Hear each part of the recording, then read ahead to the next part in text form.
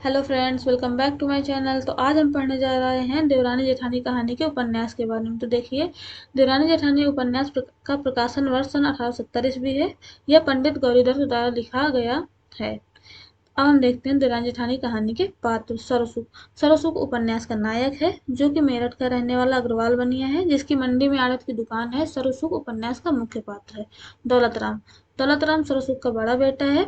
छोटे लाल। छोटे लाल सरसुख का छोटा बेटा है। दौलत राम और छोटे लाल ये दोनों सरसुख के बेटे हैं।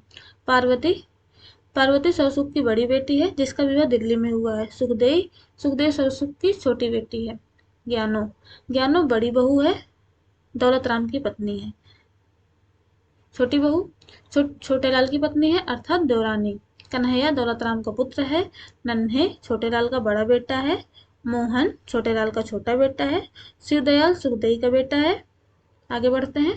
बंशीधर कबाड़ी। इनके यहाँ सुखदेई का विवाह हुआ है। ज्ञानचंद सुखदेई का भांजा है। आगे देखते हैं। देखिए, डूंगर। डूंगर ज्ञानों का पिता है, जो कि एक गरीब बनिया है। तहसीलदार आनंदी का पिता है। राम प्रसाद आनंदी का बड़ा भाई है। गंगाराम आनंदी का छोटा भाई है। भगवान देई आनंदी की छोटी बहन है। दिल्ला पांडे पुरोहित है। मिश्रानी पुरोहित की पत्नी है।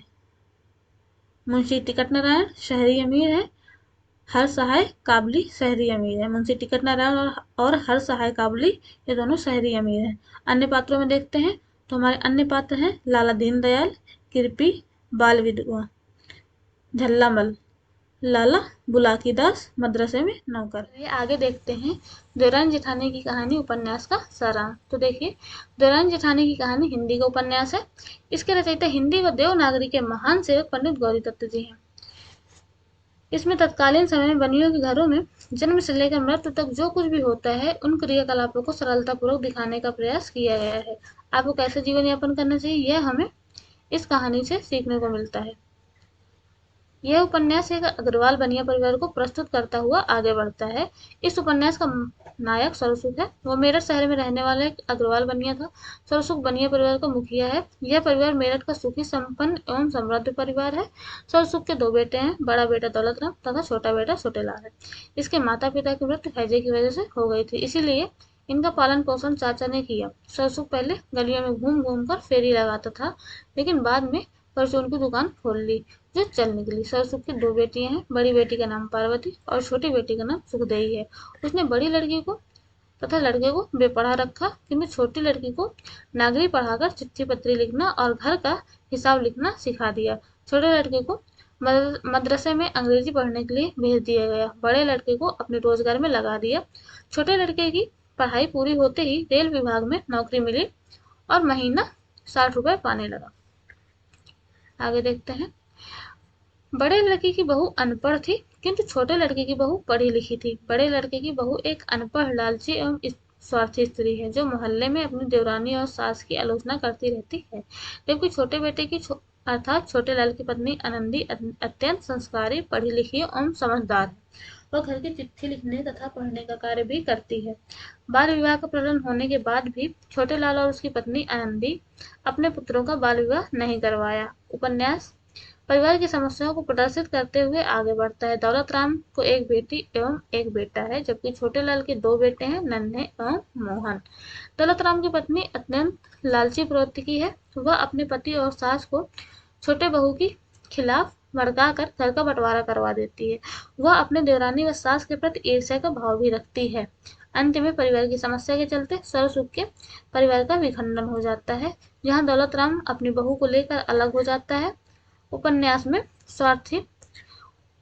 स्वार्थ की स्थिति को दर्शाया गया है, जहां संपत्ति का बंटवारा होता है।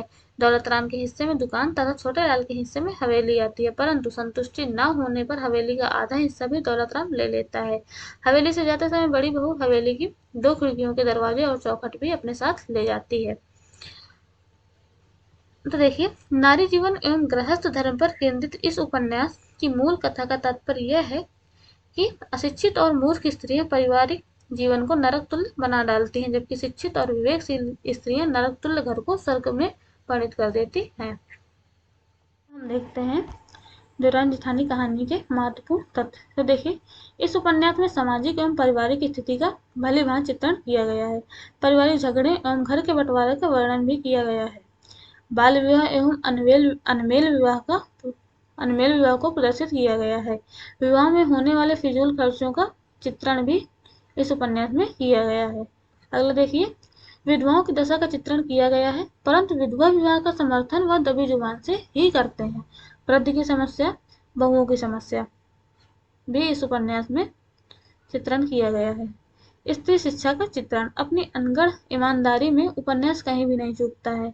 अगला देखते हैं, 19वीं शताब्दी के मध्यम वर्गीय बनिया समाज के जीवन का यथार्थ चित्रण प्रस्तुत किया गया है। अगला देखते हैं, गोपाल राय के अनुसार देवरानी जेठानी की कहानी की रचना के पीछे नव जागरण की प्रेरणा और दशोन्नति का भाव प्रमुख था। तो आज हमने पढ़ा देवरानी जेठानी कहानी के पात्र, उसका सारांश और उसके कुछ महत्वपूर्ण बिंदु। आई होप आपको वीडियो पसंद आया होगा। धन्यवाद।